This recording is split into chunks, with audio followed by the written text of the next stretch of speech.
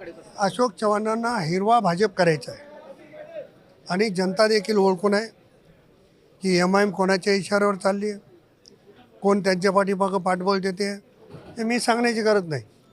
देगलूर नाका भागातून अनेक सहकाऱ्यांचे मला फोन आले, हमारे इधर भी अभी हरा भाजप बढ़ रहा है. ही जी भूमिका आहे ते खरं तर ज्यांनी हे करायला लागले त्यांच्या नेतृत्वाचं अपयश आहे की एवढे वर्ष राज्य करून त्यांना त्या भागात उमेदवार मिळत नाहीत. ही शोकांतिकाच आहे.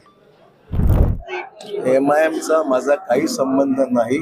त्यांना प्रचाराला कुठला मुद्दा शिल्लक नाहीये आणि त्यांच्यात जर ताकद असती ते थांबवा तिकडे. हे सगळं ओपन टेरिटरी आहे. आज निवडणुकीसाठी कोणालाही कुठल्याही भागात जाता येतं, पक्षात माणसं घेता येतात, त्यांनी जावा प्रयत्न करावे. आमचा एमआयएमचा काहीचाही संबंध नाही.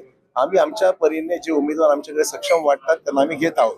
त्यामुळे त्यांना काय बोलायचं ते बोलू द्या.